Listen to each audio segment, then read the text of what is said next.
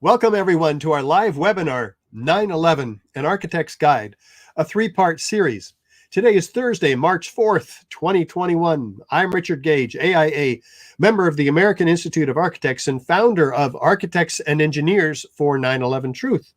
We're a 501c3 nonprofit organization representing a growing body of now more than 3,400 architects and engineers signed on to the petition demanding a new investigation into the destruction of all three World Trade Center skyscrapers on 9/11. This is part one, World Trade Center Building 7. It's about the third tower, a 47-story high-rise that collapsed suddenly and symmetrically into its own footprint in under 7 seconds. And this was at 5:20 in the afternoon on September 11th. Before we go further, though, let me introduce you to our operations manager, Andy Steele, and the host of 9/11 Freefall. Andy, how you doing? Hello, everybody. Thank you for tuning in today. I just want to let you know that I'm here to help with any technical glitches, which will definitely occur from time to time. Also, we'll be happy to take your questions at the end of the webinar today. Best way to submit them is go to ae911truth.org, go to the live webinars or the continuing education first, then select the live webinars, and then there's a box you'll see to type them in. I'll definitely see them that way. I'll also be looking at our Facebook broadcast of today's webinar as well as the YouTube broadcast to see if there's any good comments or questions related to the material that Richard will be presenting. So with all that said, back to you, Richard.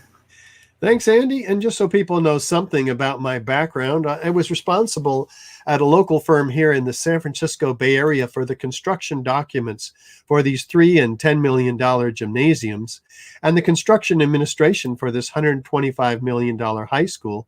And more recently, before launching full-time onto this important outreach effort that we're talking about today, I was responsible for the construction documents and construction administration for this $400 million mixed-use project near Las Vegas with 6 blocks of retail, mid-rise office space, and parking structure.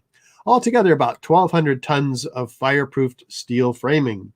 I now work full-time educating architects, engineers, and others to understand what really happened at the World Trade Center using the material in these courses. And speaking of which, did you even know that there was a third skyscraper that collapsed on 9/11?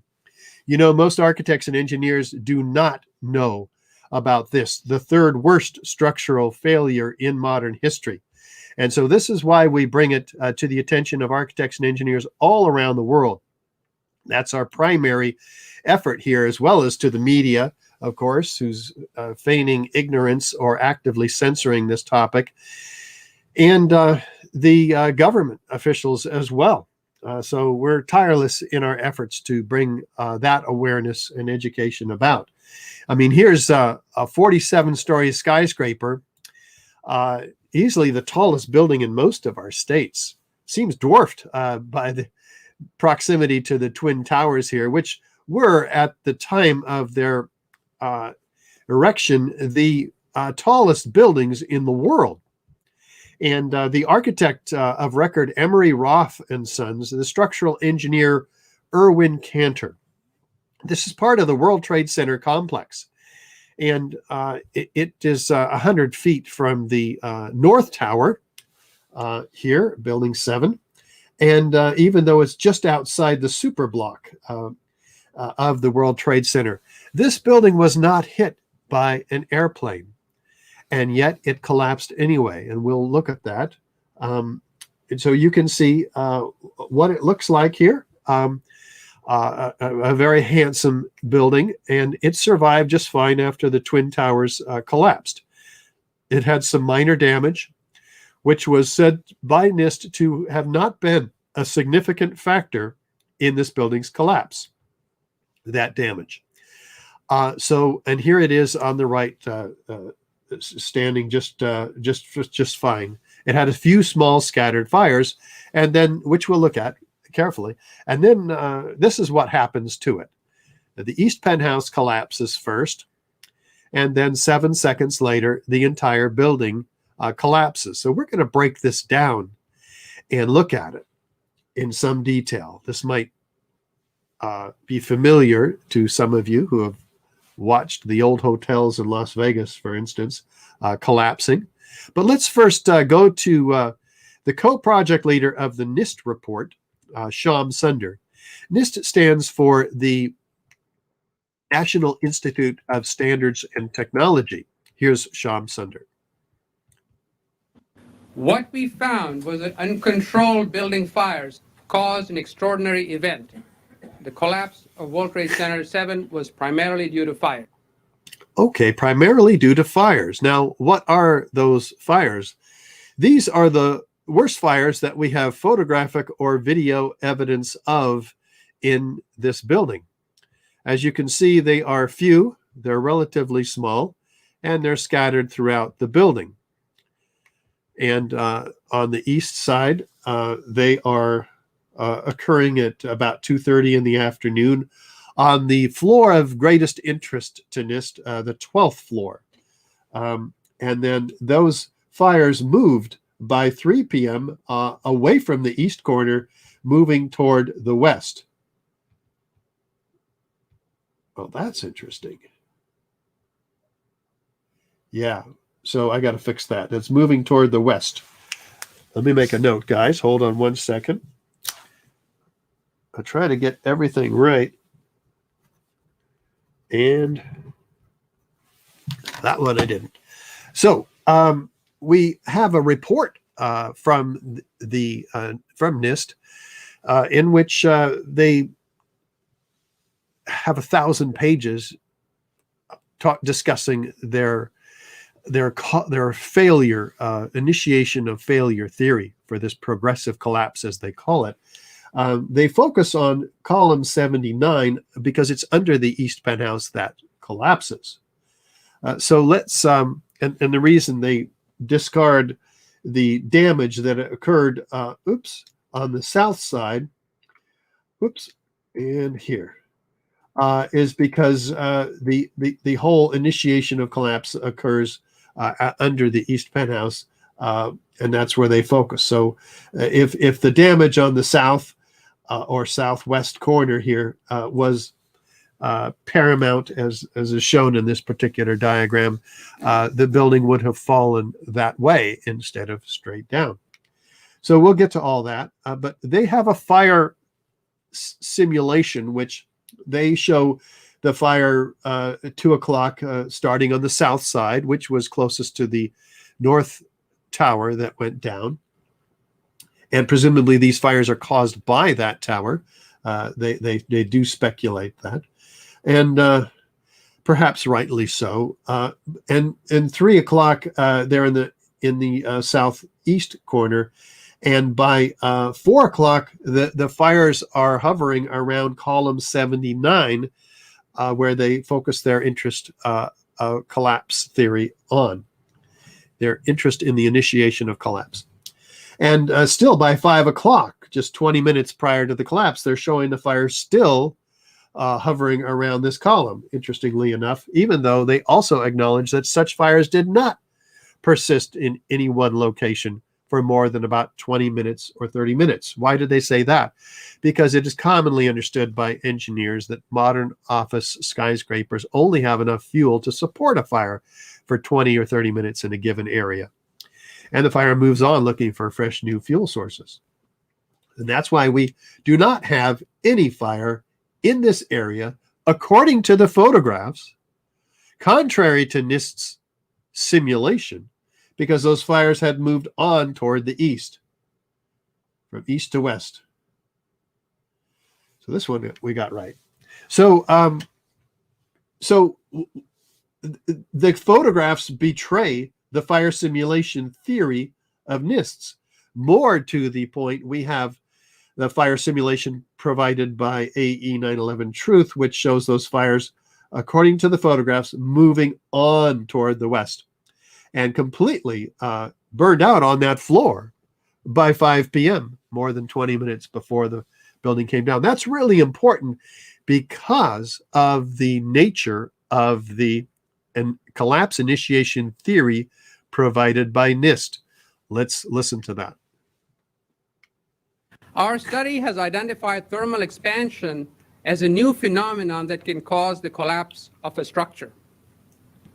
For the first time, we have shown that fire can induce a progressive collapse.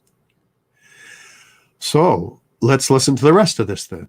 And you can see on the screen, the column at the very right is column 79. And that's the column that first buckles, causing the floors to come down, followed by a quick succession of failures of adjoining column. Well, that's the theory in a nutshell. What they're saying in more detail is that these long span beams expanded due to the fires that were raging in this area at the time of the collapse, which we have completely disproven a minute ago. When those beams expand, they push on this girder, which falls off of its seat on this column, causing floor 13 to fall on 12, 12 on 10, and etc. for 9 floors, at which point column 79 is not supported for quite a vertical distance, and it buckles, causing an internal cascading or progressive collapse, as Nist calls it. So this is their theory in a nutshell, and it fails at every step of the way. First of all, these beams are fireproofed, as shown halfway through construction of the application of the fireproofing here. They have 2-hour fire protection on them, meaning the fires aren't going to affect that steel for 2 hours, which is 4 times as long as the fire can even burn in a given area. So they're overprotected. Second, Nist put all of their 1400 to 1600 degree Fahrenheit heat into these beams in just a second and a half in their computer model in order to force them to expand. Beams that heat up naturally sag, and you'll see evidence of that in a moment. So we have also the fact that this girder could not even have been pushed off of its seat, even if this beam could have expanded, because it has what? 30 shear studs tying that beam, that girder, up to the concrete slab up above. It's a composite system. These are the shop drawings, and or they are from the shop drawings. They show what the shop drawings show, which is shear studs. Well, that beam's not going anywhere, but let's say it could have gone somewhere, and it was pushed sideways. Well, it would have had to have been pushed 12 inches in order to clear the seat that it's on. But Nist says no, it only had to have been pushed 6 inches. And then the flange, the bottom part of the girder, folded. So so they say it then fell off of its seat after only being pushed 6 inches. Well, that couldn't have happened because there is stiffeners. There are stiffeners that are on each side of the web here. And they are shown here in plan and here in section in red. They would have supported that flange. It could not have folded. Therefore, the girder would have to have been pushed all the 12 inches off of its seat. But Nist omitted those stiffeners from its analysis, citing that they were only there to provide web crippling support. That may be true, but it is also true that they would have supported the flange. And Nist completely omits that. But let's say that that girder could have been pushed off of its seat, and could the floor have fallen, the 13th floor onto the 12th? No, because there's 2 other massive girders supporting that floor, framed into that column. They could not have, that floor couldn't even have reached the floor below, much less had enough impact to actually damage the floor, because it would have required 632,000 pounds of dynamic force in order to sever the girder connections at the next floor. But it only had 60,000 pounds of force, 10 times less than what was required to sever that connection. But let's say this 13th floor could have fallen on the 12th and so on. We would have had a massive a cascading failure inside, as Nist claims, but that would have provided a severe crumpling of the exterior structural steel perimeter system. These beams are very well connected, all of them, to the exterior system that would have pulled it in as the internal cascading collapse was happening, and it would have crumpled like a beer can. We would have seen a massive breaking up of granite panels on the exterior, breaking up of windows, thousands and thousands of them. So Nist ironically actually shows such crumpling in their computer Here's a animation. structural model showing the building collapsing, which matches quite well with the video of the event. We'll see how well it matches. But what you see now is 400 structural steel connections failing every second, completely unsupported by any engineering analysis or even speculation. Here you can see the collapse on the left of the video and the animation by Nist on the right. The penthouse starts, but you don't, it even begins to crumple up and begins to tip over. But at that point, they stop it after just 2 seconds into the collapse. Why?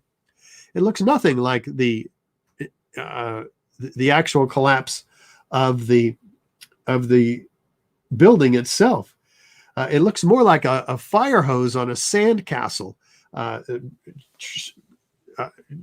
releasing every structural steel connection on the left side of this building. We only see a half a dozen or so, maybe a dozen windows breaking in the actual video. So something else is going on here. So we've provided a Freedom of Information request, and they wrote back with the only out that they had to deny a public inquiry for information. And they said that it might jeopardize public safety. Well, wait a minute. Doesn't it jeopardize the public safety to withhold this information, the computer input data, from the architects and engineers who are tasked with ensuring the public safety? Yeah, that's why we use the scientific method at AE 911 Truth. What is that? Well, we've had it in the West for 100 years or so. It's how we winnow error from truth, fact from fiction, fantasy from reality. We have a question. How did the tower come down? Well, we do some background research. We make observations. We construct a hypothesis. That's our best guess as to how the tower came down. All the rational hypotheses are laid out without respect to our own personal, financial, or political obligations that might sway our objective opinion in the matter. Maybe fire did bring it down. Okay, let's look at that. Maybe controlled demolition with explosions brought it down. We'll be looking at that today, and that's where we depart from the official story, of course. We make predictions based on if these hypotheses were true. Well, what else would have to be true? We test them with experiments. We analyze the results. We draw conclusions. If the hypothesis is corroborated, we report the results in an open, transparent manner so all can build on the body of the work that we're doing. And if the hypothesis is not corroborated, what do? We go back, we try again, we construct a new hypothesis, in this case, controlled demolition, until we have one that is supported by the evidence. And so that's what we're going to be looking at today, starting with some background research, looking at the forces that have destroyed buildings before. Fire is certainly a destructive force. It's an organic, chaotic process that moves through the building and burns itself out in 20 or 30 minutes, as we mentioned, and as Nist acknowledged, looking for fresh new fuel sources. And Nist did acknowledge that only 20 or 30 minutes, that's it. And yet they completely contradict themselves with their fire simulation, which is required to produce that expansion, that thermal expansion at the time of the collapse is requiring a massive fire at the time of the collapse. But wood frame buildings would behave very differently. They would, because their structure itself is combustible, the wood, and so it would begin to fail and fall over in stages, not straight down through the tons of structure that's cold, hard, and intact and not burned below. That's why we don't build skyscrapers out of wood, by the way. We use concrete and steel, or steel, sometimes both. But how would we expect a steel frame tall building to behave in a fire? Well, fortunately, there's the largest test of its kind in the UK in 1995. They built an 8-story building out of steel frame and set it on fire with some mighty fuel loads, as you can see here, trying to get up to 2,000 degrees if possible, probably only 1,800 degrees. But what did they find? Well, let's take a look. This was the largest test of its kind ever conducted. It showed how unprotected steel can be distorted, even by a normal office fire. But as is typical in steel buildings, the structural beams only slowly and progressively warped and sagged. There was no chance of a sudden collapse. In over 20 years, I have not seen, until recently, a protected steel structure that has collapsed in a fire. Until recently. Of course, he's referring there to 9/11, when we had not 2, but 3 protected steel structures collapse due to fire for the first time ever in history. And of course, one of them, the one we're talking about today, Building 7, was not even hit by a plane. But let's look at structures that have had massive fires and see if they collapsed. May 4th, 1988, the first Interstate Bank, a 62-story building in Los Angeles, California, suffered a 3.5-hour fire which burned across 5 floors and caused an estimated $200 million of damage. It did not collapse. February 23rd, 1991, the One Meridian Plaza, a 38-story building in Philadelphia, suffered an 18-hour fire which burned across 8 floors. The fire caused an estimated $100 million worth of damage and 3 firefighters died fighting it. It was later described by officials as the most significant fire of the century. It did not collapse.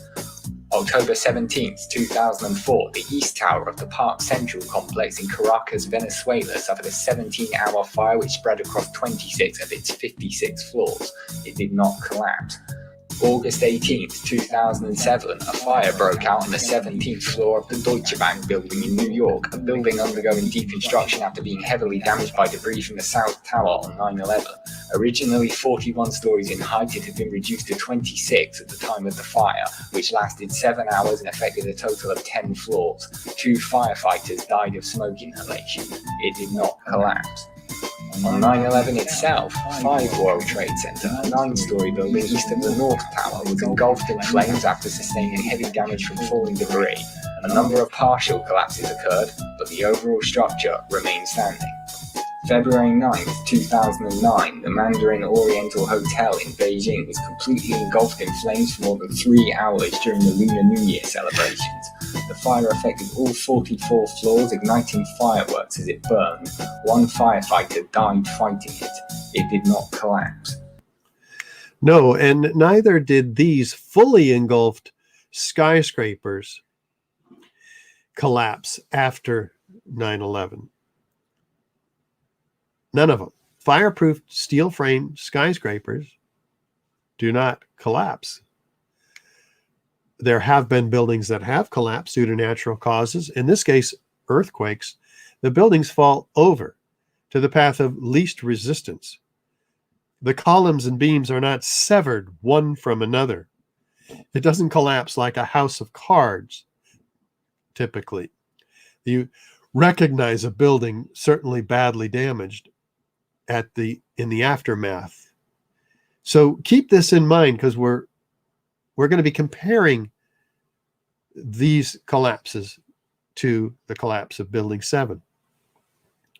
These buildings were blown up We have thick, billowing, enormous pyroclastic-like clouds that are expanding in rapidly, very rapidly expanding in cauliflower-shaped forms due to the incredible heat generated from the very hot gases from the ignition of these explosives.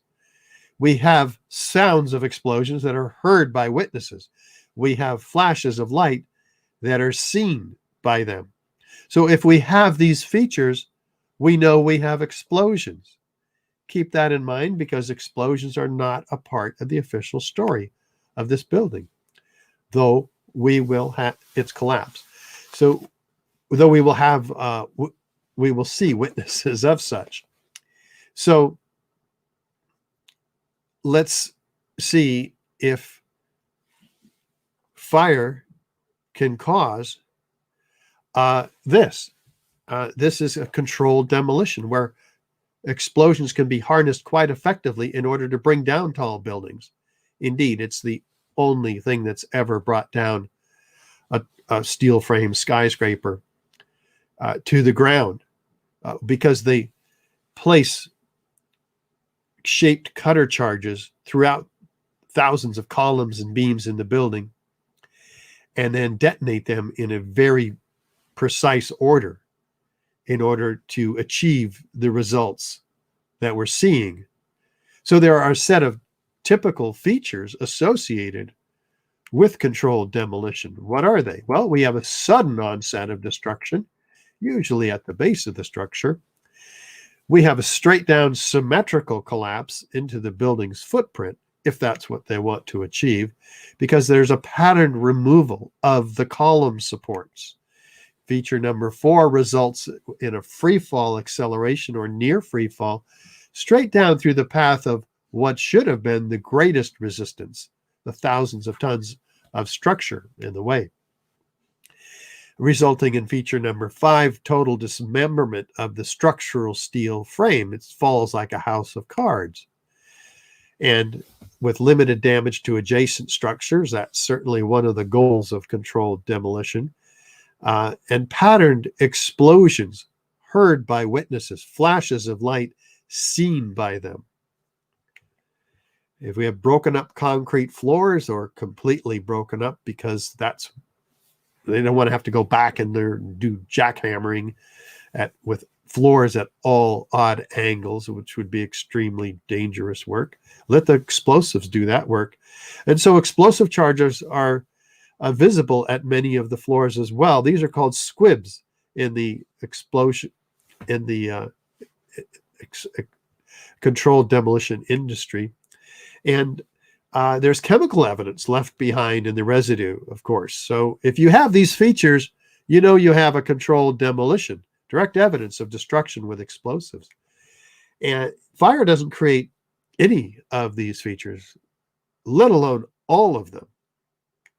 Fires cause structures to collapse asymmetrically with gradual deformation, following the path of least resistance.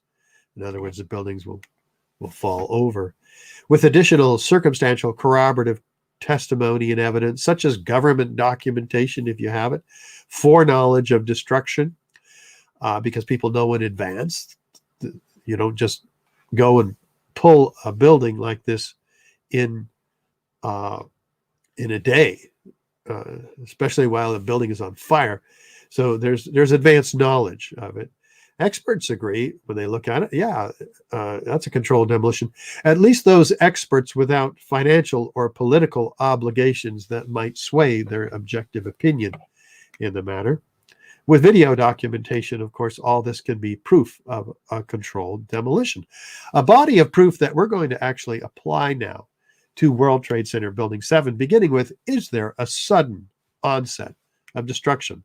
Let's listen to Dan Rather as we watch his viewing of this event. What we're seeing are high shots. Now, here we're going to show you a videotape of the collapse itself. Describe that. Now we go to videotape, the collapse of this building.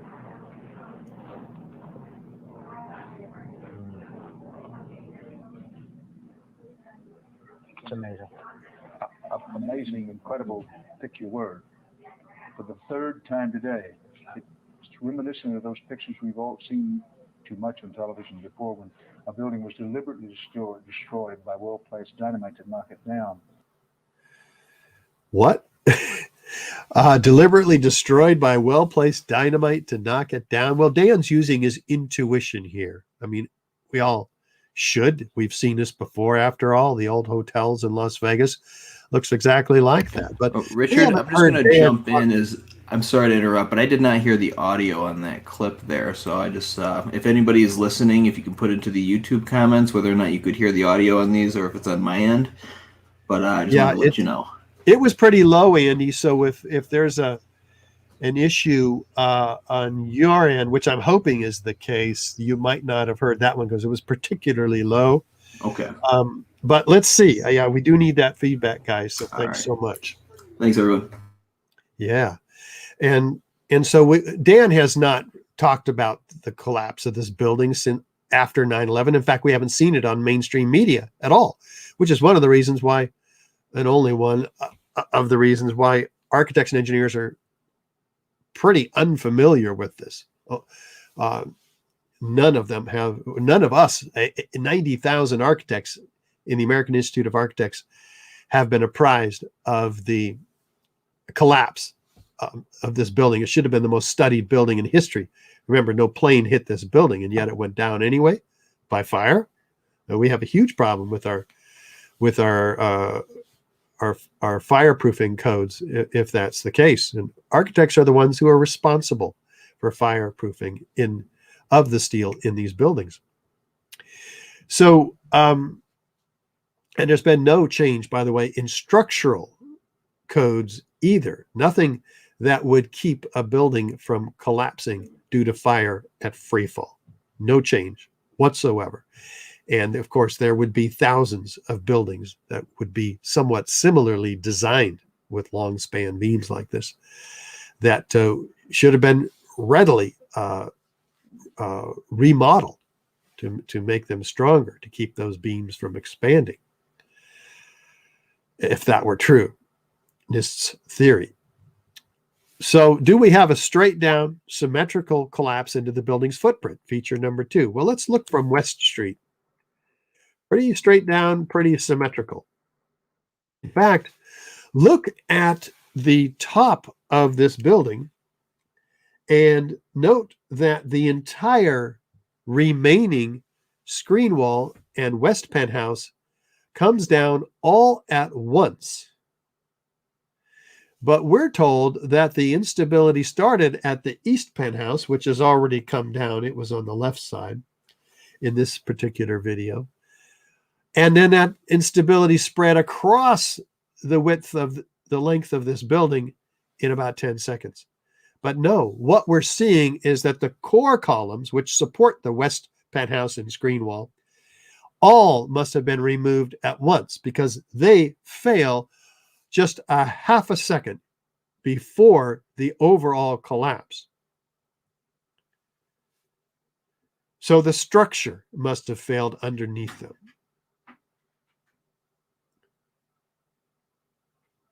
And only a half a second before the overall collapse. And that becomes extremely important, as you'll see. And it falls mostly into its own footprint. The center of the pile is in the center of the building's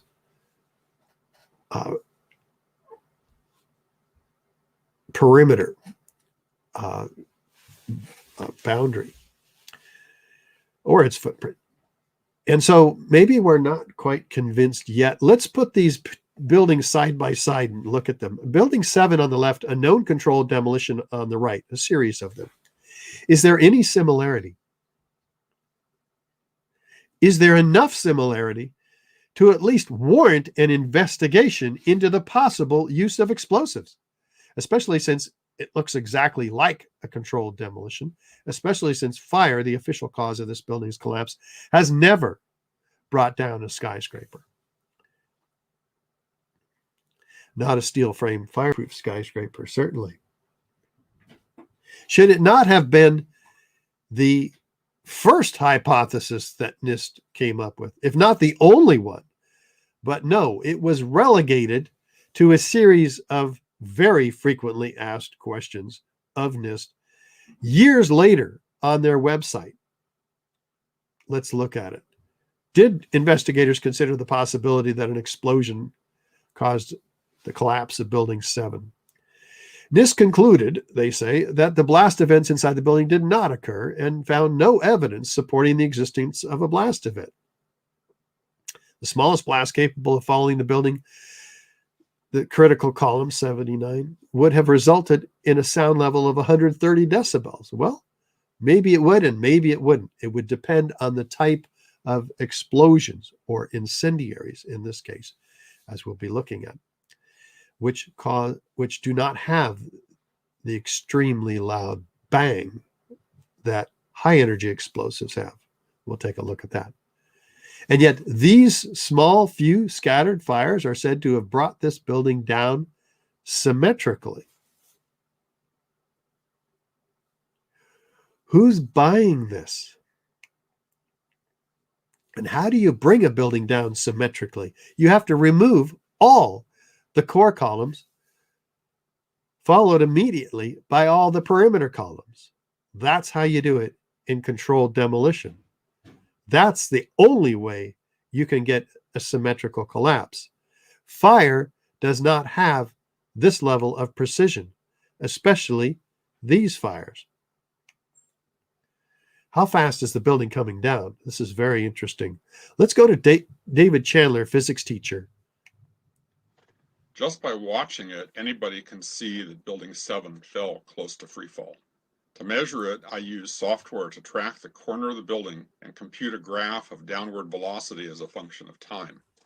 The graph had a long, straight section indicating constant acceleration. Measuring the slope, I found the acceleration to be within 1% of the acceleration of gravity for the first 2.5 seconds. In other words, the building fell through its own structure with zero resistance. Zero resistance. Interestingly, this building did not have zero resistance. Just by watching it, anybody. This building had 40,000 tons of structural steel in its structural system, and that is intended to keep it from going anywhere. Nist is telling us that the building below it ceased to exist for the first few seconds of the collapse of the building. Well, things in physics just don't cease to exist and cease to resist the forces that are on them. The building didn't disappear so the building can fall for 100 feet at free fall speed. That's impossible. That's a violation of the fundamental law of physics that says that for every action, there's an equal and opposite reaction. In fact, columns, when they are buckling, steel columns, continue always to provide a minimum, at least and usually about 25% of their original strength, which would mean that a collapsing building would slow down because it's meeting that resistance, that at least 25% of the column's strength, even after they're failing. This is extremely important because Nist even acknowledges that the building came down at free fall after having denied that it came down by free fall. They were publicly embarrassed in a public conference, which was attended by members of AE 9/11 Truth, challenging them on the publicly observable free fall. Nist was saying that if it came down at free fall, that would mean there'd be no structure, which is correct. But when they turn around and admit the free fall, they don't talk about where the structure went, all of it. That means not one of the 80 columns in this building gave any resistance. So they're caught with their pants down, which is why they don't respond well to inquiries such as the Freedom of Information Act request and the request for corrections, which we have submitted on a couple of occasions. Do we have the total dismemberment of the structural steel system? Well, this was a 47-story moment-resisting steel frame building in which the columns and the beams are very rigidly welded to each other. And yet all those connections must have fallen in order for this to be compressed to a house of cards, basically, 6 stories tall. So those connections all must have been severed. Remember, buildings that fall naturally, the columns and beams are not severed one from another. They don't fall like a house of cards. Do we have limited damage to adjacent structures? Yes. Here we go. The minor damage at the post office and the Verizon building. But the center of the pile, again, is in the center of the footprint of the building. Are there sounds of explosions heard by witnesses? Well, let's go and see first what the official story says about this. We did not find any evidence that explosives were used in the collapse of Building 7. We ran down detailed computer simulations of blast scenarios. This size blast would have produced an incredibly loud sound that was not recorded on videos of the collapse nor reported by witnesses. Well, let's see if that's true. Here's Daryl, a medical student, being interviewed the afternoon of 9/11. We were watching the building actually because it was on fire. The bottom floors of the building were on fire, and we heard this sound that sounded like a clap of thunder. Turned around, we were shocked to see that the building was it looked like there was a shock wave ripping through the building, and the windows all busted out, and it was horrifying. And then about a second later, the bottom floor caved out, and the building followed after that, and we saw the building crash down all the way to the ground. Okay, a shockwave ripping through the building, a sound like a clap of thunder, windows busting out, and then the building coming down. Here's Kevin McPadden, former Air Force medic. And then it was like another 2-3 seconds, you heard explosions, like boom. It's like a distinct sound. It's not like when in compression, like boom, boom, boom, boom, boom, like floors that were dropping and collapsing. This was boom, and like you felt a rumble in the ground, like almost like you wanted to grab onto something. That, to me, I knew that was an explosion. There was no doubt in my mind.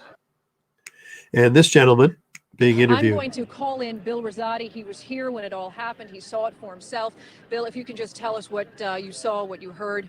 I was standing like 2 blocks away, and all of a sudden I just seen a big flash, and then I seen the building coming down, and I just seen people just running everywhere, chaotic like.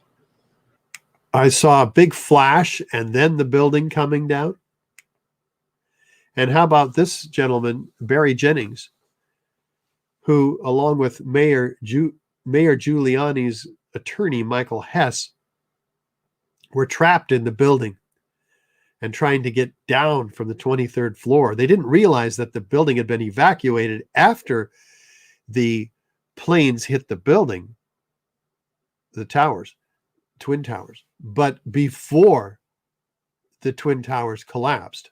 This is their experience. When we got to the 8th floor, I started walking to one side of the building.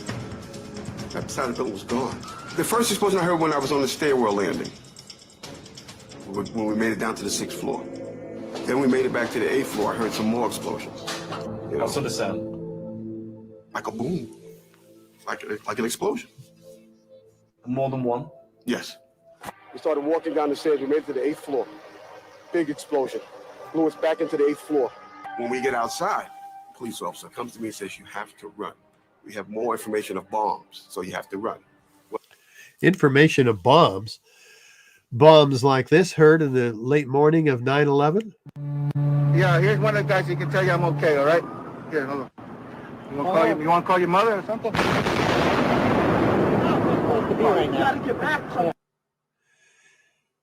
Bombs are not a part of the official story.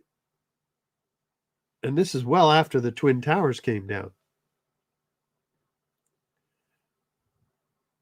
Well, another witness picked up explosions. They occurred near the time of the collapse of World Trade Center 7. Let's look at it carefully. We have the peak seismic signal at 5:20 and 42 seconds. But the building doesn't even start to collapse until 10 seconds later. So how can the building collapse cause the signal? Well, Nist has an answer to this. A seismic signal approximately 10 seconds prior to the onset of collapse was likely due to the falling of debris from the interior of the building. Remember, they say the inside caved in first. But we can see, and we already saw this video, which shows that while the penthouse came down 7 seconds earlier, the rest of the penthouse drops only a half a second prior to the overall collapse. So that means that the interior did not collapse 10 seconds earlier. Nist is caught with their pants down yet again. But there is an answer. Andre Rousseau, applied geophysics expert, author of more than 50 published papers on progressive mechanical waves and technology, does his own independent analysis. And so what does he find? Let's see. Well, this is interesting. Okay, we'll go through this starting with, oh, I know what he found. This discrepancy, he says, can be accounted for because the bell-like form points to an impulsive source of energy, not percussion on the ground due to the falling of debris. Also, seismic waves, he says, are only created by brief impulses, low frequencies. These undeniably have an explosive origin. Well, that's really important. Hold on one second. I've got to restart the slideshow so I can get my notes up. This will just take a second. Here we go. So let's look at the extreme heat produced here, which might begin to account for this mystery. As we look at feature number 8, the National Fire Protection Association 921 Guide for Fire and Explosion Investigation says, look for large volumes of gas and the large amount of heat released in chemical explosions, causing rapidly expanding plumes of hot gases. Well, such plumes were observed directly after the collapse of this building, racing away in every direction at 35 miles an hour. These rapidly expanding cauliflower-shaped plumes created by an incredible heat source, and certainly not this heat source, which was certainly extinguished by the collapse mechanism itself. Now we're looking for something much hotter on the order of this to produce those rapidly expanding cauliflower shaped. So let's get into it. Let's look and see what this heat, what was could accomplish this heat. First, we look at the NASA overflights infrared sensitive cameras, finding surface temperatures on the surface, which is all they're capable of detecting. 1,340 degrees Fahrenheit on the surface. That's associated with the hottest office fires. But there's no fires on the surface of the pile. So what are they measuring? They're measuring something much hotter, deeper down in the pile, that's cooling off to 1,340 degrees as it reaches the surface. Let's go to Abelhausen Nastani Ozolf, who had access to the Fresh Kills landfill with a National Science Foundation grant. What does he say? I saw melting of girders in World Trade Center. Wait a minute. Melting of girders in the World Trade Center, like this piece of steel that he documented. Melting. It takes 2,800 degrees to melt steel. What does he say? Steel members in the debris pile, this is now fire protection engineer, the author of the FEMA report, Dr. Jonathan Barnett. Steel members in the debris pile appear to have been partly evaporated. Now, he's not talking about melting anymore, but evaporation in extraordinarily high temperatures. Right. What kind of temperatures? 4,000 degrees Fahrenheit to melt steel. These are not the only ones who documented this. It was actually documented by FEMA, who did the first report on the World Trade Center destruction, and they document in their Appendix C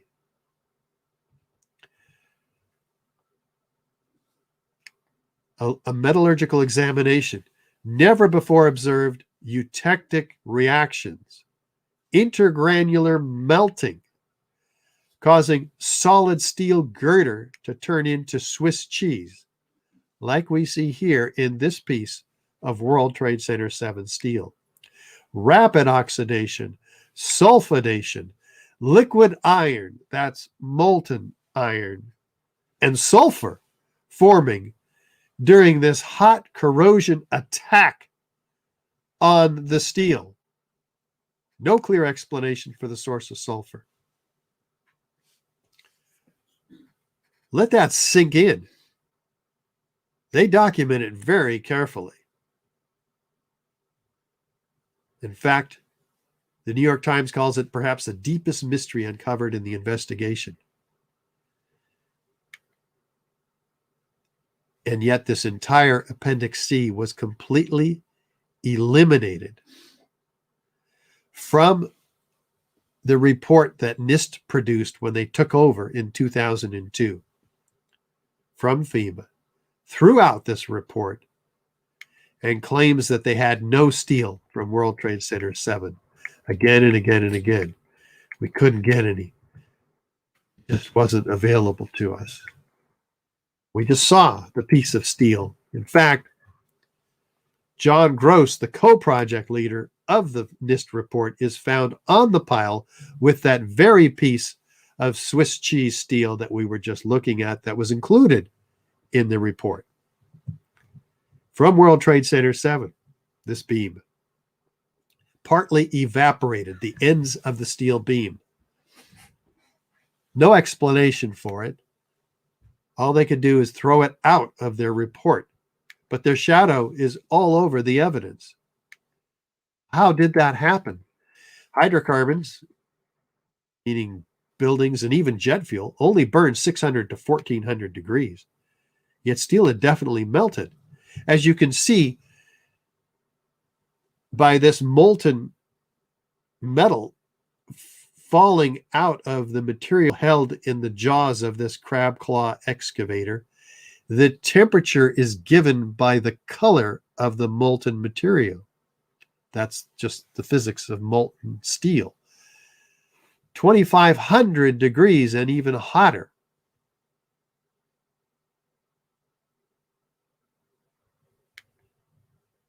What caused it to melt? Well, let's look at some sources. Maybe it's thermite. It's a possibility. Let's look at it, shall we? What is thermite anyway?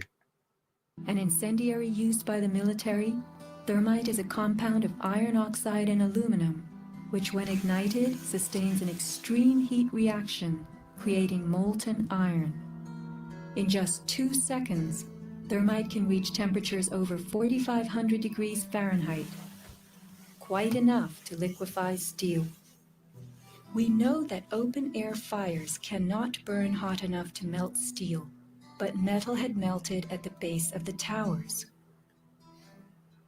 Appendix C of the FEMA report describes sulfur residues on the World Trade Center steel.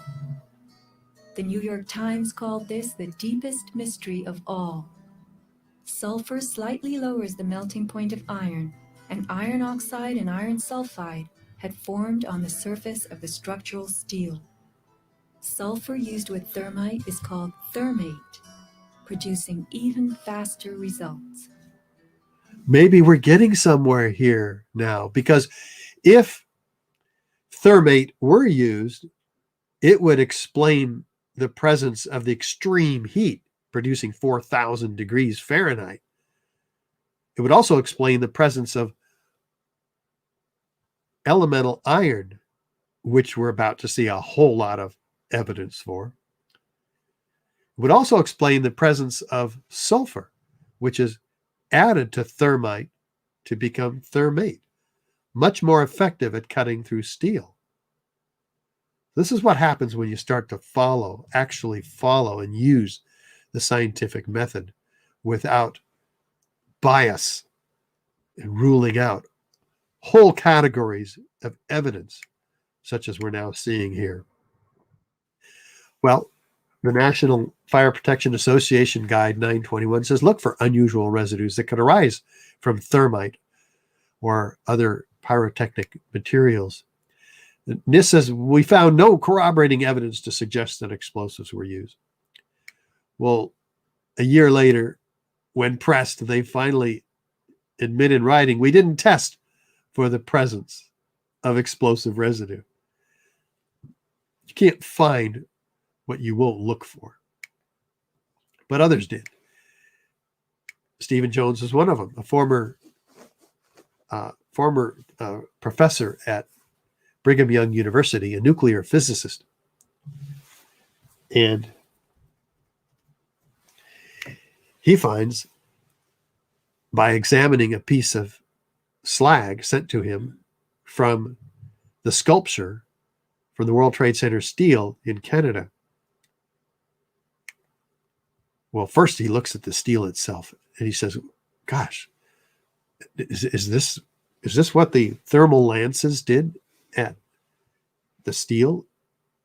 No, they don't do this. The shortest distance between 2 points is a straight line. And indeed, that's how these hot torches cut oxyacetylene and thermal lances. They don't dance around like this and leave thick slag like you see there, and nor this. But he does X-ray energy dispersive spectroscopy on the slag, and he finds that it has iron oxide, one of the key ingredients of thermite, manganese, another ingredient of the residue of thermate, and sulfur here, and aluminum. Aluminum and iron oxide are the key ingredients of thermite. Aluminum powder and iron oxide are the unignited elements of thermite. And after they're ignited, especially with thermate or sulfur added to it and manganese, you get these other elements. So he gets real curious, starts looking at the powder that is in a 4-inch layer around Lower Manhattan, 3 square miles. And he looks at the U.S. Geological Survey's analysis of this powder. And what do they find? Billions of previously molten iron microspheres. We haven't used iron in structures for 100 years or so, because we go to steel. But this is not steel. This is elemental iron. And they're in spherical shapes. They comprise up to 6% of the dust samples. I mean, they have no idea where they came from. They don't even speculate.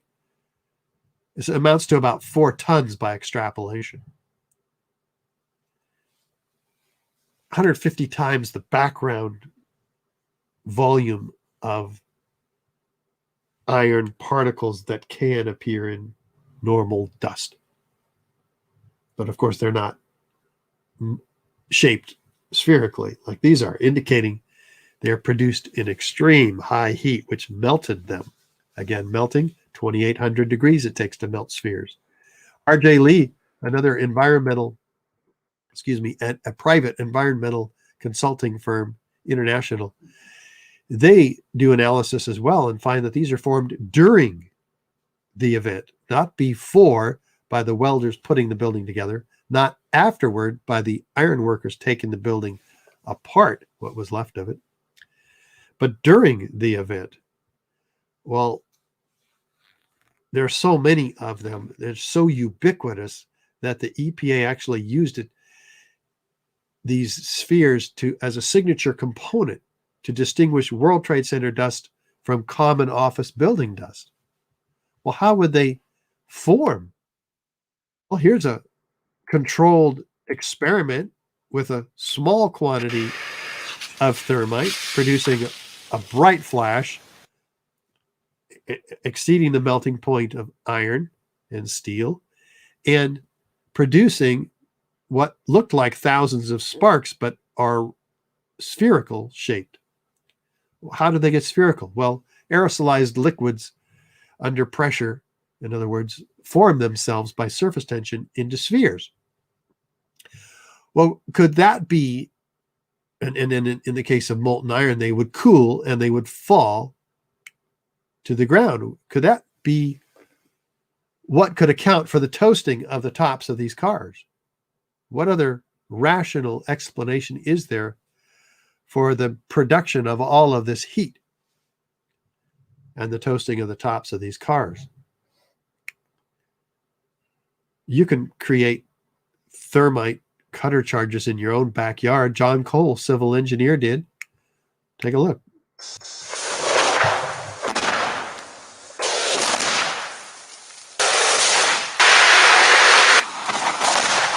He had a lot of fun doing that, and he pretty well cut cleanly through most of these beams. So you can, however, get a much more sophisticated thermite-based apparatus for cutting steel of much greater thicknesses, because thermite can cut much more effectively than high energy explosives like C4 or RDX. But why would that? Maybe have been one of the reasons they wanted to have used it, because in this case it projects a thermite charge in hundreds of milliseconds. So another reason might be to avoid the extremely loud bang and bright flash associated with high energy explosives like C4 and RDX. So thermite would have much, much lower visual and audio signature. In fact, there are similar devices whose casing themselves is made out of consumable consolidated thermite, nothing left behind but pools of molten iron, which we'll see in next week's webinar in this three-part series, was found throughout the World Trade Center. But for now, what else was found in the World Trade Center dust? From river to river across lower Manhattan, this dust, including in and around Building 7, it was tested by a team of 8 international experts, led by Niels Harrit in Copenhagen. They find in each of their samples these curious red-gray chips. They thought they were paint at first. Looks like primer paint, right? It's flat. They're multi-layered, gray on one side and red on the other, about 1/16 of an inch long, the longest of them. They're attracted to a magnet, so they have a high iron content. So they got real curious, and they zoomed. They performed X-ray energy dispersive spectroscopy on the red layer, and they find what? Once again, iron oxide and aluminum powder, the ingredients of thermite, in these red-gray chips, which were randomly sent to them and independently collected. So they're in all the World Trade Center dust. That's what it amounts to. And they get real curious now. They zoom in 50,000 times, and what do they find? rhomboidal-shaped iron oxide crystals and aluminum platelets that are 1,000 times smaller than the diameter of a human hair. These are nano-engineered particles. They're at the nanoscale. They're set in a bed of organic material, oxygen, silica, carbon. Organic material is what is responsible for the expansion of TNT, which gives it that concussive force, which knocks things over. Normally, incendiaries work by means of heat. They destroy things by heat. So what happens with these chips when they put them in a heater, a differential scanning calorimeter? They produce a lot of energy at 420 degrees centigrade, about 758 Celsius. They ignite, producing incredible energy. So they're exothermic reactions. Paint doesn't do this. This is not paint. When they do that, they produce what? Molten iron microspheres with the same chemical signature as the molten iron microspheres produced at the World Trade Center and documented by R.J. Lee and FEMA and others. So we know where those iron microspheres came from. It's not a puzzle, as if we didn't know. They're found attached to partially ignited red-gray chips, as we see here and here. So you see, this is an internally consistent, self-corroborating set of repeatable experimental data that can be used in a court of law to bring down the real perpetrators of 9/11. Because this is very sophisticated material. When you get these particles reduced in size to the nanoscale, the surface volume increases exponentially. So you've rendered an incendiary to become much more explosive. The chemical reaction is much faster. This is not made in a cave in Afghanistan. It's made only in the most advanced defense contracting laboratories. In fact, this team of 8 scientists concludes in their peer-reviewed paper in the Bentham Open Chemical Physics Journal, the red layer is active, unreacted thermitic material, incorporating nanotechnology. It's highly energetic, pyrotechnic, or explosive material. Should not be found in the World Trade Center dust. Take this report, print it. It's free online. Just Google it. Active thermitic materials in the World Trade Center dust. Give it to everybody you can find and say, what do you think this stuff's doing there?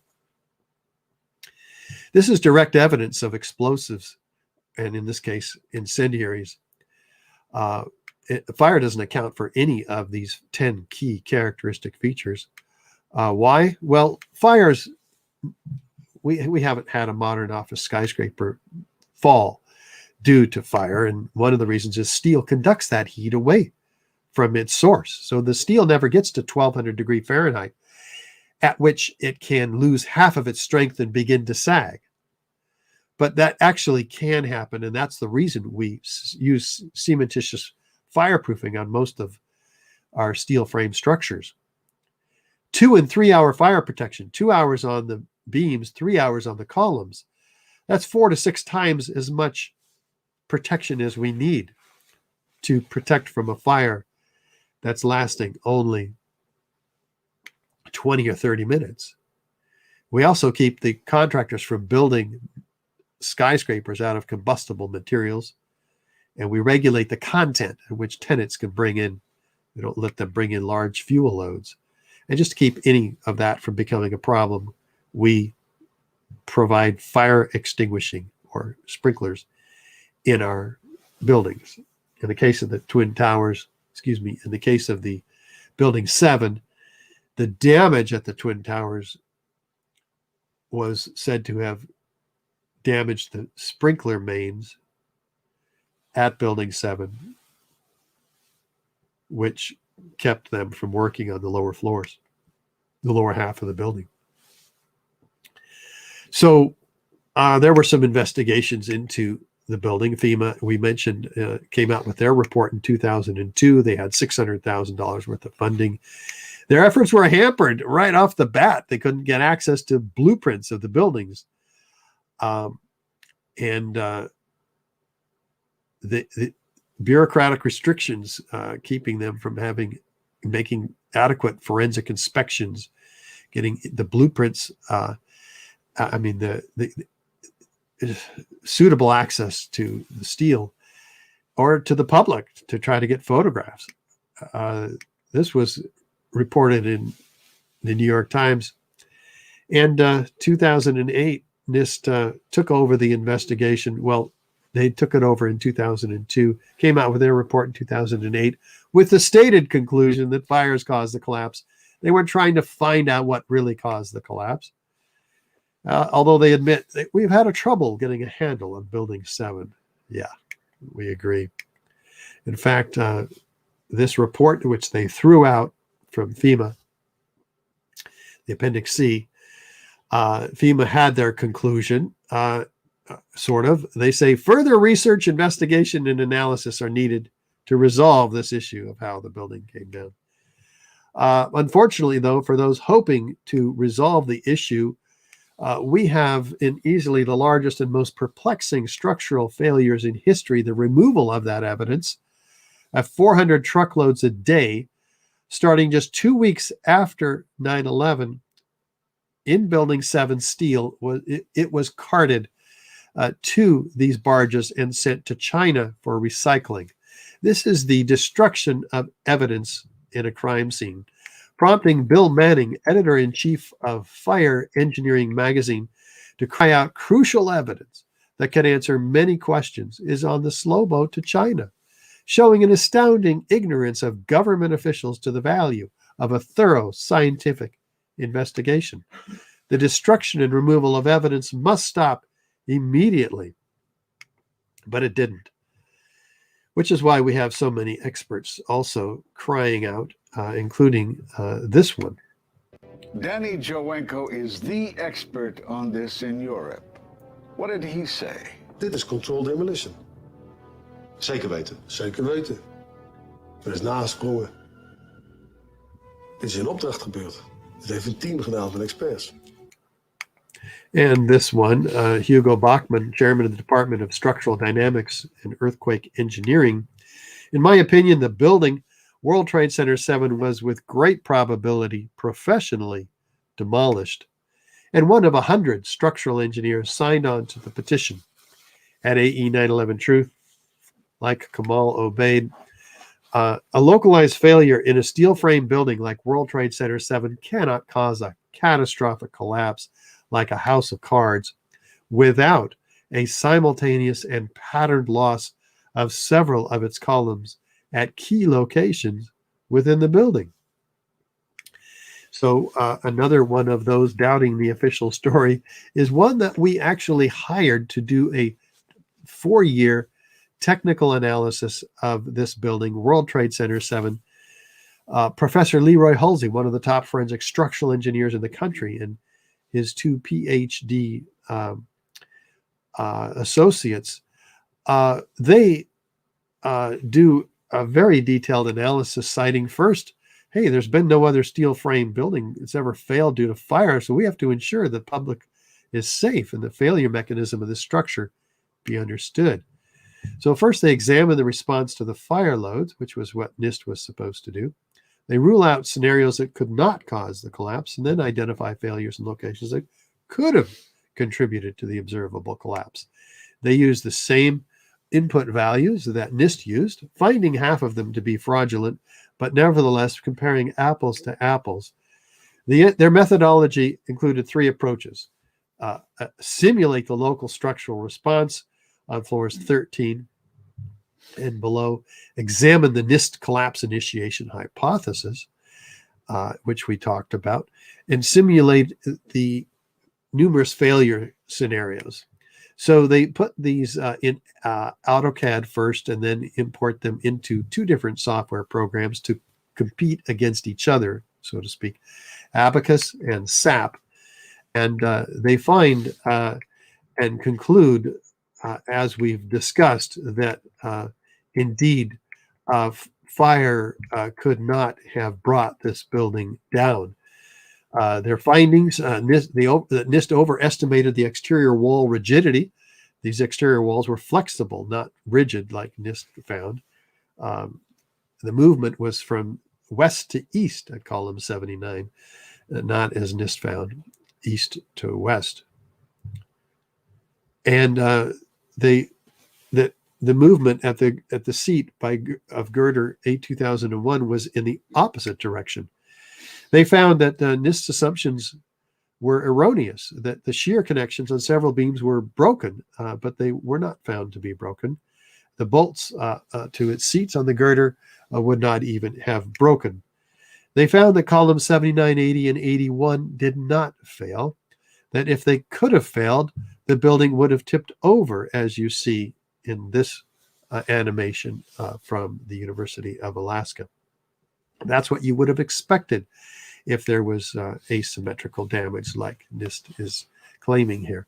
The collapse of the building, they said, was a global failure from the University of Alaska, not a progressive collapse involving the sequential failure of columns throughout the building. So in a global failure, this is what you have: an isolated structural failure of the east penthouse followed by the global collapse of the building, which the essential findings of which are fire did not cause the collapse of this building. The temperatures were not high enough to cause the weakening of the steel framing. Thermal expansion did not result in a loss of support for the beams and girders. The building did not experience a progressive collapse, but a global collapse caused by the near simultaneous failure of all of its columns. Now, what can cause that? So, here is the, here we go.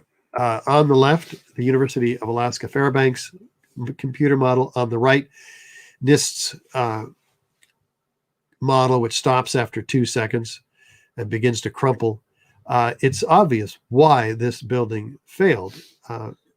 You have to remove all the columns in the building at once, not as Nist is doing here, even though they actually almost achieved that on the left side of the building anyway. But the building begins to tip over. Now, is there foreknowledge of the building's destruction, as we'd expect in a controlled demolition that's planned and executed in advance? Well, let's look and see about this engineer who is asked by the chief, if we allow it to burn the building, because it did have some fires, could we anticipate a collapse, and how soon? Now, mind you, a steel frame skyscraper's never collapsed due to fire before. But it turns out Chief Hayden says he was pretty much right on the money. In its current state, he said you have about 5 hours. So here's an anonymous engineer, we don't get to know his name, stating that the building is about to collapse in 5 hours, even though no building has ever collapsed due to fire ever in history. Think about it. So this prediction could only have been made with foreknowledge. There's other foreknowledge. How about these mysterious construction workers walking away from Building 7, hearing an explosion from Building 7, looking back over their shoulder, then looking straight into the CNN camera and saying this.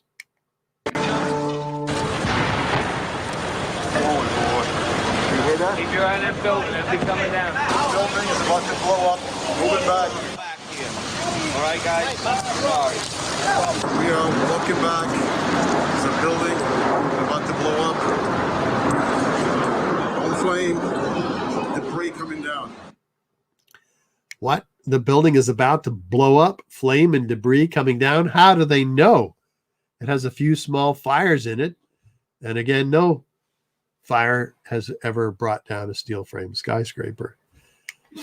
How about Kevin McPadden, who we heard as a witness of explosions before? What did he hear immediately prior to those explosions? At the last few seconds, he took his hand off, and you heard 3, 2, 1. 3, 2, 1. Does fires bring buildings down to countdowns? I don't think so. What else is going on here with regard to foreknowledge? We have the BBC announcing the collapse of this building 20 minutes before it even happened.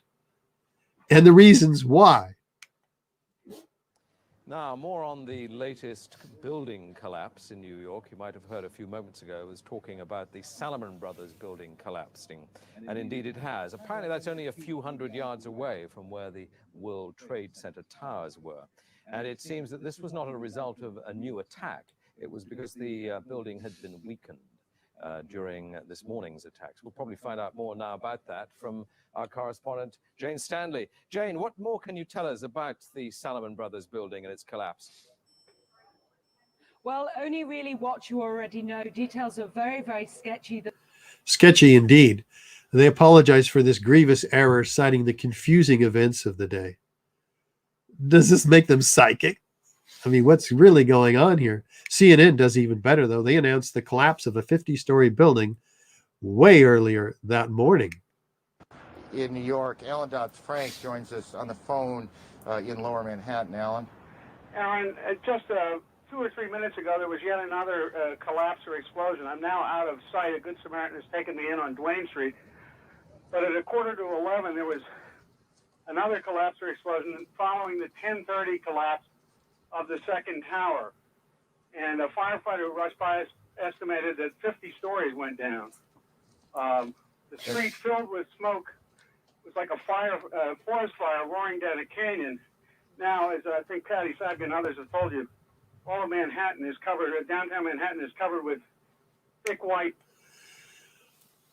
If this building had gone down at that time, it would have been obscured by the massive dust cloud created when the Twin Towers just went down 15 minutes earlier. We wouldn't have any videos of its collapse.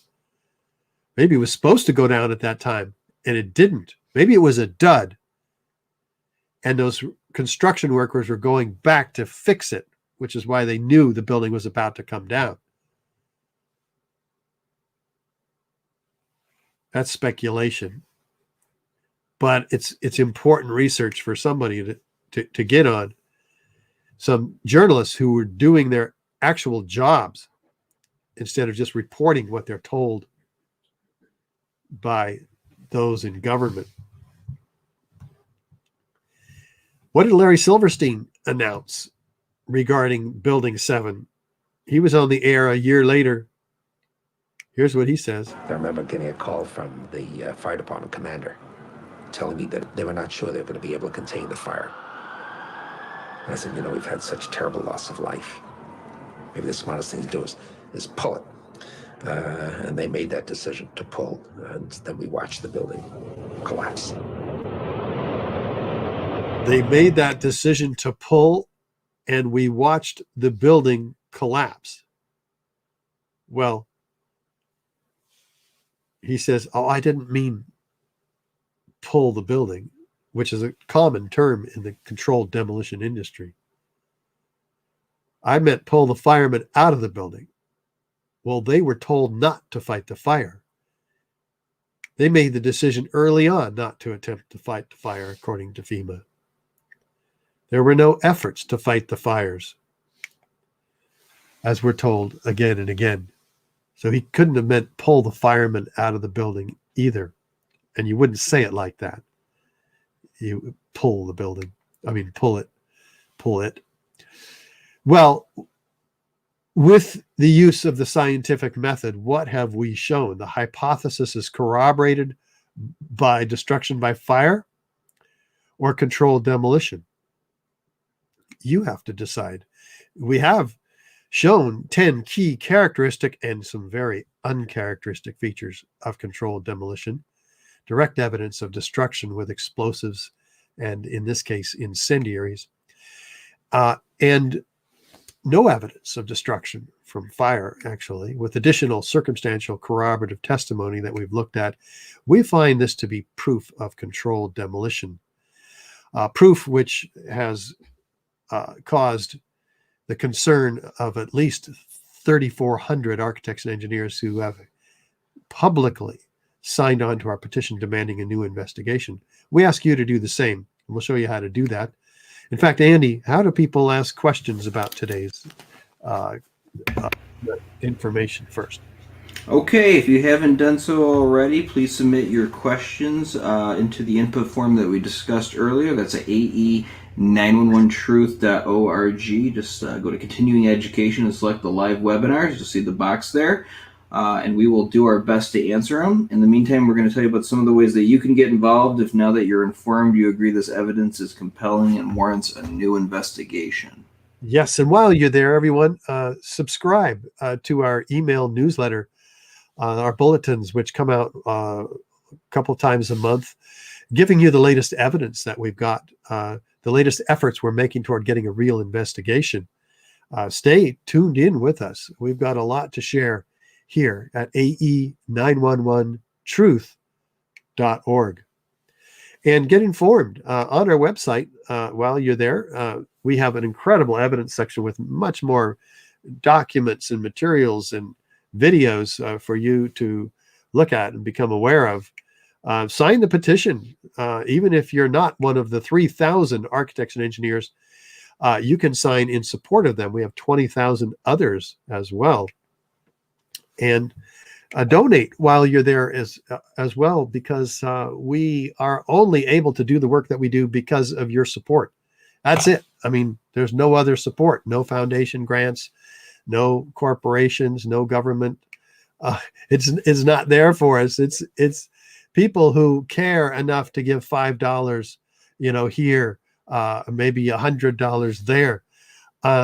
It all adds up. And because we have a membership, which you can become a part of the sustaining family of supporters of AE911 Truth, for as little as a cup of coffee a month, you can support us that way too.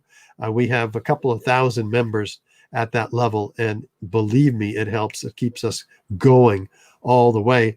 And if you can't do that, please volunteer and help us. Andy, there's opportunities here, isn't there? Yeah, anybody that is willing to work, and if they've have the same passion and commitment and willing to do it in a sober and good manner here, then absolutely we can always use help. And actually the culmination of 9/11 Truth is a lot of people doing work all throughout these decades to get the information out and let everyone know exactly what really happened on that day. So you can be a part of that, even if you got only a few hours a week. We can use the help. So go to ae911truth.org. There's a very short application that you fill out, and then we'll get in touch with you and see how we can get you to work. Fantastic. And look at all the things that you can do here along with us. And that's what it takes. There's about half a dozen of us on staff and a couple of dozen volunteers. We're pulling it together here. And if you can want to work on your own, you can contact your elected reps, television, radio, newspaper. You can tell everybody just from your own email sitting at home. You can screen the DVDs, hand them out, buy them. The brochures, you can get 100 of them for about $10. Hand them out to architects, engineers, everybody one-on-one. You can download the Halsey study from the University of Alaska, and you can go to WTC7evaluation.org, download the 130-page report, give it to every engineer that you can find, and show them the new movie that we've made, 7. It is available at Amazon, and you can rent it or purchase it there. We're doing very well with this movie, and pretty soon it'll be free on Amazon and possibly for Netflix subscribers as well. We're expecting news about that this month. And we've submitted that request for correction that I mentioned, the second one.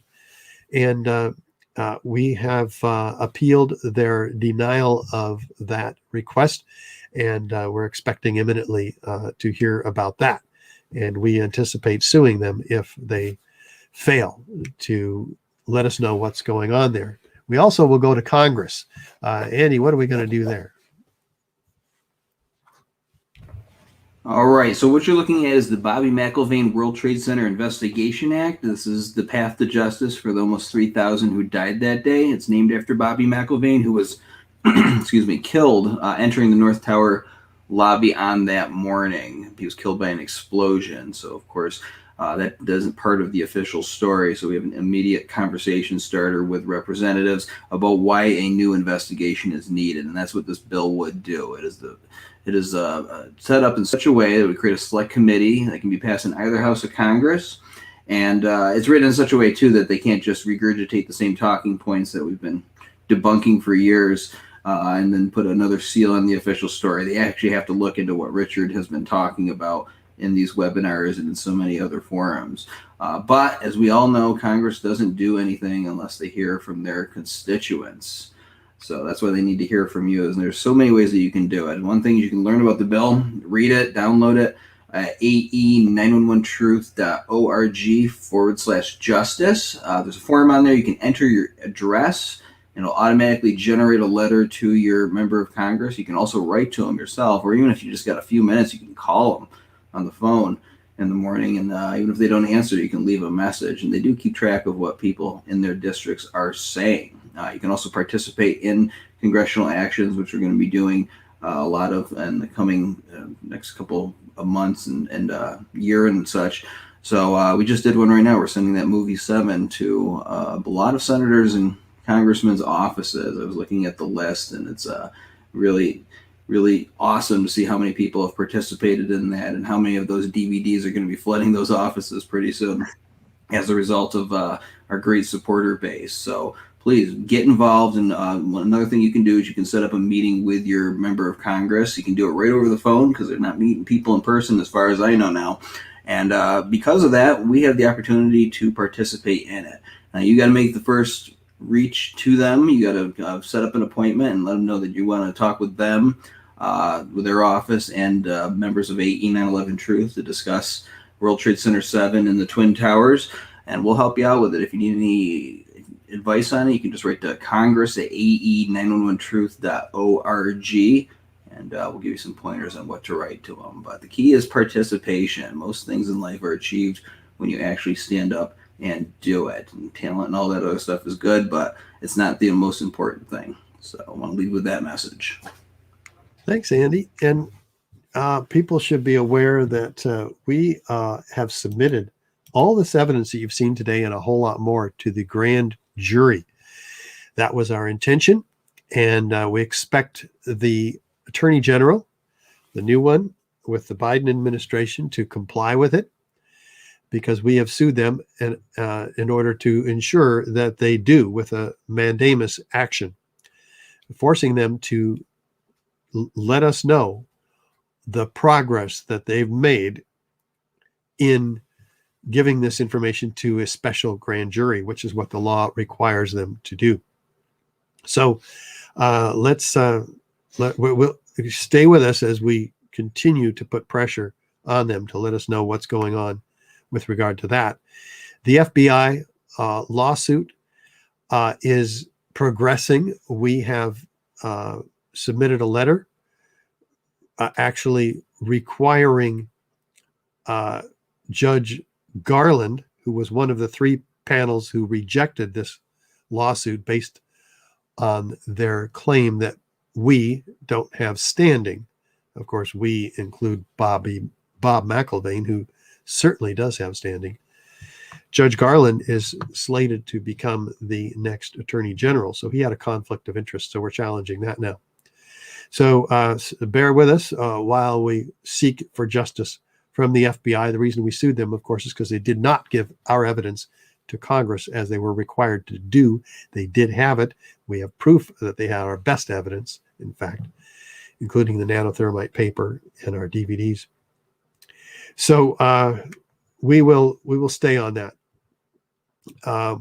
We will also stay on this New York area city, which unanimously demanded a new investigation of the destruction of all 3 World Trade Center skyscrapers.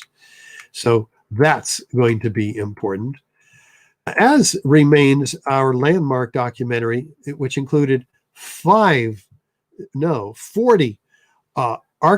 high-rise architects, structural engineers, metallurgists, chemists, physicists, controlled demolition experts, all laying out the evidence, a lot more than what you've seen so far today, but including it.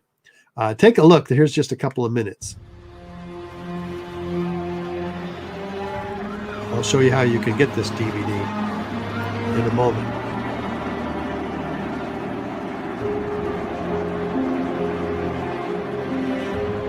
I don't want to be involved in conspiracy theories. There are lots of them. They can go on. We can speculate on that forever. What we really need to know is how those buildings came down. World Trade Center 7 collapsed because of fires fueled by office furnishings. It did not collapse from explosives or from fuel oil fires. To undermine scientific integrity is to undermine our democracy. This is what Nist has done, denied and ignored crucial evidence.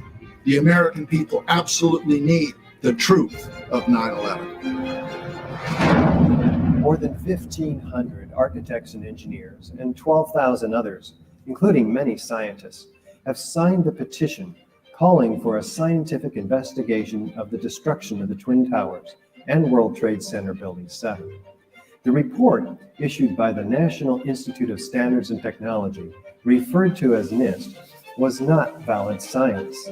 They're talking about a single columnar collapse or failure that resulted in a total collapse of the building. Building number 7 descended in free fall for the first 100 feet, which means that there was absolutely no resistance to descent whatsoever. So all of the columns really needed to be severed at the same time. The symmetry is the smoking gun. Nist has admitted it went into free fall for 8 stories. You don't need to be an engineer or an architect to see what happened to those buildings. Dit is controlled demolition. Zeker weten. Zeker weten. What I saw, it was a classic implosion.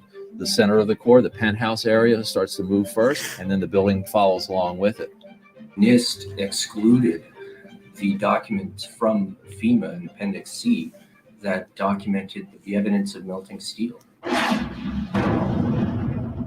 In an office fire, you cannot generate enough heat to melt steel. There were these iron microspheres present in all of the dust samples. They needed to have been formed in extremely high temperatures. All the characteristics of the microspheres, along with what I see in the attack of the beams that were actually found, tell me that thermite was involved.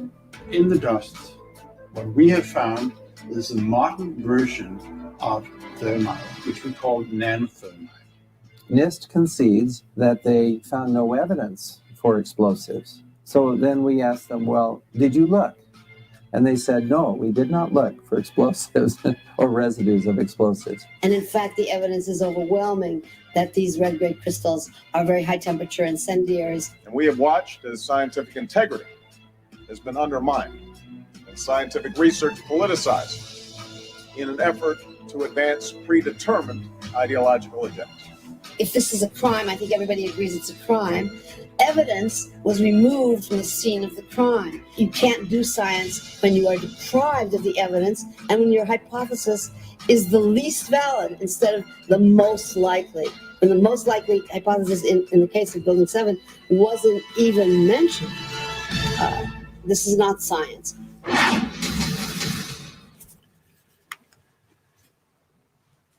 But you can get this DVD free on YouTube, or the video, the 1-hour version. The 90-minute version is even better, though. It's available in our store with a bonus DVD, extended interviews of these experts.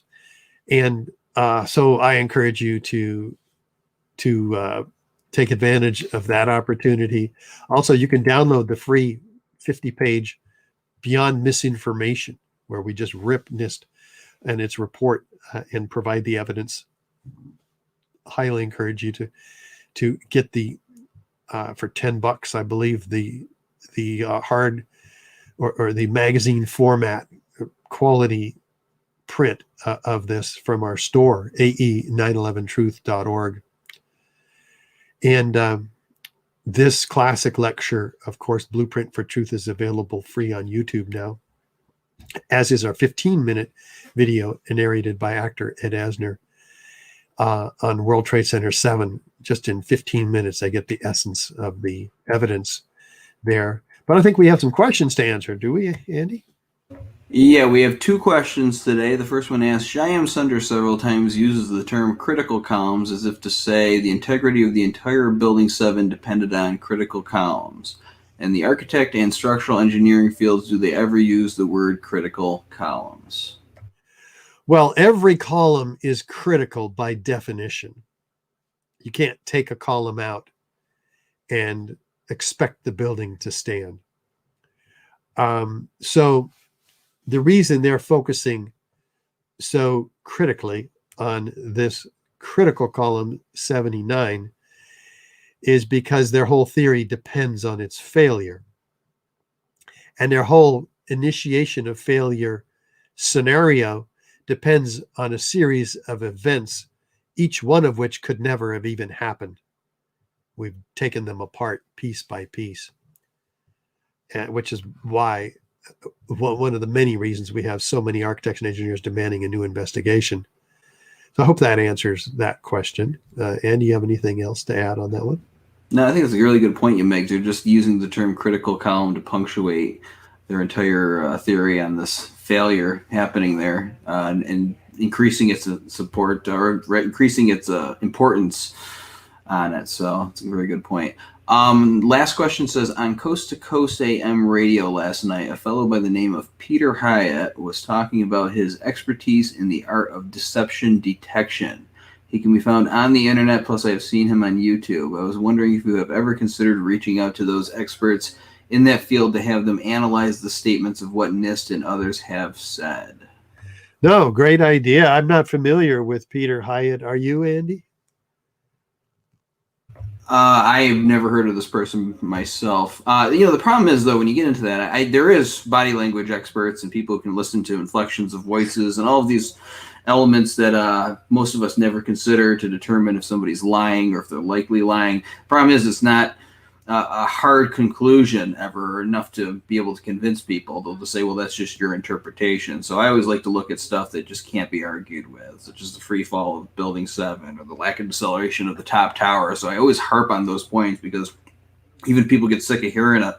The points brought up all the time, you can't argue with them. There's just certain physical laws that we all experience that, just make sense and you can't argue with them. So I always stay away from things that try to interpret somebody's behavior, maybe like during 9/11, like things that, why did Bush sit there so long when the country was under attack? Yeah, it is weird. You'd think that he would excuse himself and go deal with the situation, but it's not proof of anything because someone could just say, well, maybe he's just a really bad president. Who knows? So I try not to get into people's heads and what did he really mean when he said this particular thing? Because it just doesn't impress most people. Yeah, we have forensic evidence and eyewitness testimony of so much irrefutable evidence. It is that we don't have to go after all of these other things. We need to concentrate on actually narrowing our body of evidence, not expanding it, because it takes me 4 hours to get through this 3-part webinar as it is, with the evidence from Building 7 and the Twin Towers, which we're going to be looking at in the following 2 weeks. So, but nevertheless, I love this idea. So if this guy has a big following, Peter Hyatt, I'll look him up. And deception detection. It might be great to get him on this if he's willing to look at it and spend his time on it. That could be a good idea. So I'll follow up on that. Yeah. So that means that we have completed part 1 of this 3-part series, the third tower that collapsed on 9/11. Next week, we look at part 2, the Twin Towers explosive destruction. And then we get to part 3 in the next Thursday. It's the first 3 Thursdays of March at 1 o'clock Pacific. Twin Towers in extreme heat on the 3rd Thursday. So please join us again as we take those on. And until then, thanks Andy, and thanks everybody for joining us. And be sure to like and subscribe to our channel, and pass it around, share it. We got to get this information out there. You don't want to be short of words when your son or daughter asks you, what did you do about this? You want to be able to say, I did everything I could. I'm comfortable myself with that. We've been at this 15 years now. Our staff is working as hard as they possibly can. So join us in being dedicated to a cause which is greater than our own life. In fact, it's the life of our society, really. We've got to expose 9/11. It's the most important domino of all these conspiracies that are out there. This one begins to knock all of them, all the rest of them over. It did for me, and it has for hundreds of thousands.